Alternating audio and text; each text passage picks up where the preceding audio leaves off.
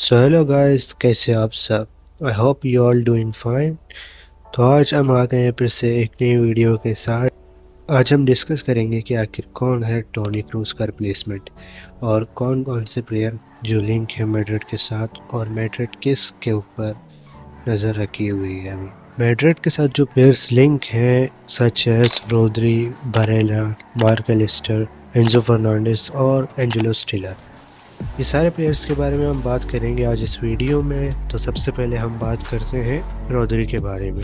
Rodri के बारे में मैं ऑलरेडी अपनी पिछली वीडियो में बात कर चुका हूँ। अगर आपने वो वीडियो नहीं देखी अभी तक so do check it out. Rodri के बारे में मैंने ये कहा था कि रोड्री की डील मुझे बिल्कुल पॉसिबल नहीं लग रहा। इसके बहुत सारे रीजंस हैं। पहले रीज़न कि रोड्री ऑलरेडी 29 का है और मैड्रिड क्यों 100 मिलियन पे करेगी ऐसे प्लेयर के लिए जो आपको 2 से 3 सीज़न अपनी बेस्ट दे सकता है।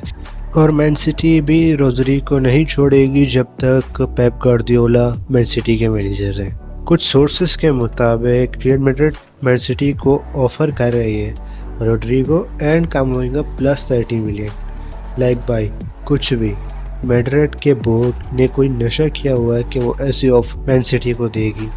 और रोड्री जस्ट एसीएल इंजरी से वापस आया है, उसे अभी तक खुद को प्रूव भी करना है। I know that Madrid will never take this step. मैं अब कंफर्म गारंटी के साथ कह सकता हूँ कि मैड्रिड इस डील के लिए नहीं जाएगी बिल्कुल भी। अब बात करते हैं निको बारेला के बारे में।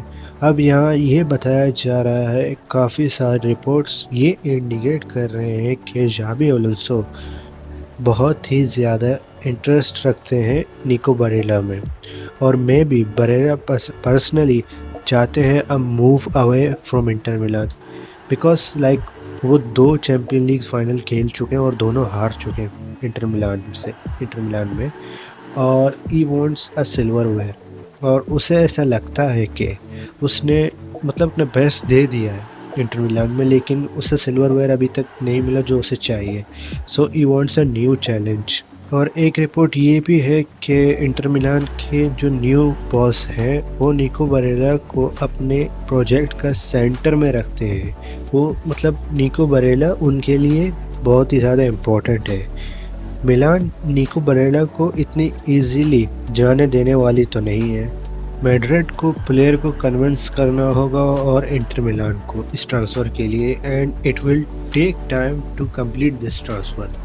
आई थिंक कि ये मूव भी पॉसिबल नहीं हो सकता, इसके चांसेस बहुत ही ज़्यादा कम है until Madrid do in their own way. Nico Barella थोड़ा बहुत मैचिंग प्लेयर है टोनी क्रूज के साथ। एग्जैक्ट सेम प्लेयर तो नहीं हो सकता टोनी क्रूज का। Toni Kroos is a legend, we know that. So ये चार्ट आप देख सकते हो। इस चार्ट में आप देख सकते हो कि इनमें कुछ चीज़ें जो मैच करती हैं निको बारेला में और टोनी क्रूज में।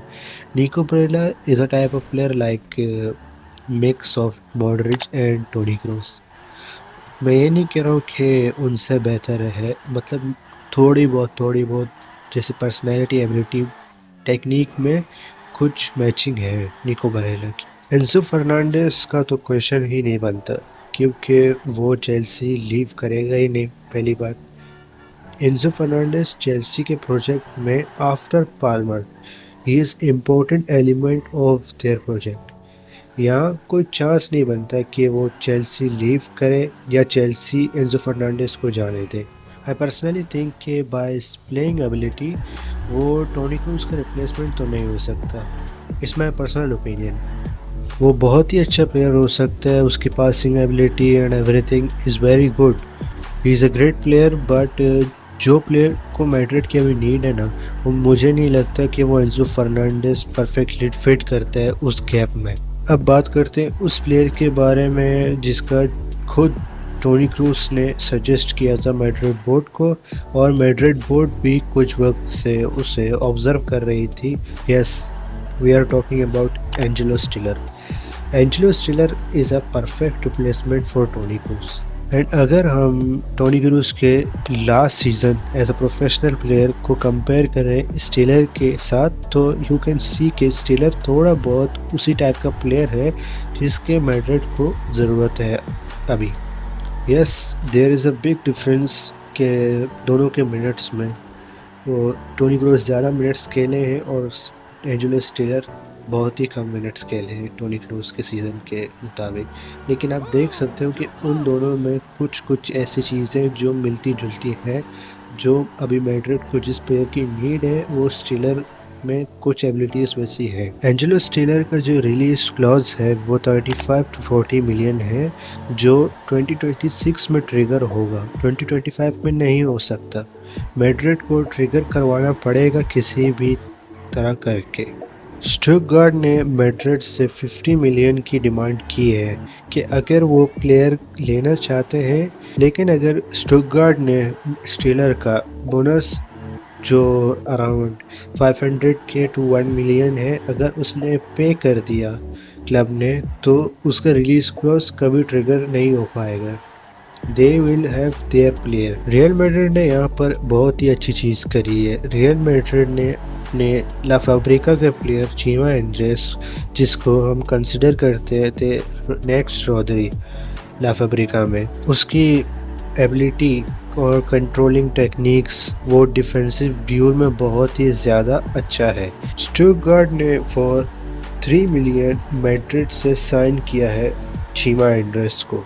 इस डील में मैड्रिड ने बायबैक क्लॉज भी डाला हुआ है, जिससे मैड्रिड बाद में चाहे तो फिर से स्टुटगार्ट में फॉर लेस अमाउंट वो बाय कर सकती है प्लेयर को। और ये डील शो करती है कि देयर इस पॉसिबिलिटीज एंड चांसेस के मैड्रिड साइन कर सकती है एंजेलो स्टिलर को। और बिकॉज जावी अलोंसो और टोनी क्रूस ने खुद इस प्लेयर को सजेस्ट किया हुआ है मैड्रिड बोर्ड को, और अगर एंजेलो स्टिलर की डील फेल होती है तो मैड्रिड माइक एलिस्टर की तरफ जाएगी 2026 में, वरना नहीं। लेकिन देयर आर 99% चांसेस के Madrid will go for Angelo स्टिलर।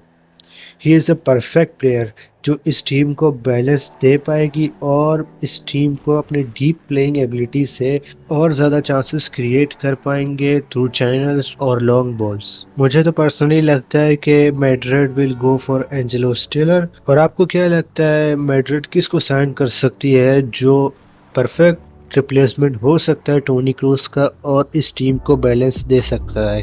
Do let me know in comment section. अगर आपको ये वीडियो पसंद आए तो लाइक ज़रूर करना और चैनल को सब्सक्राइब करना मत भूलना for more amazing content. Thank you.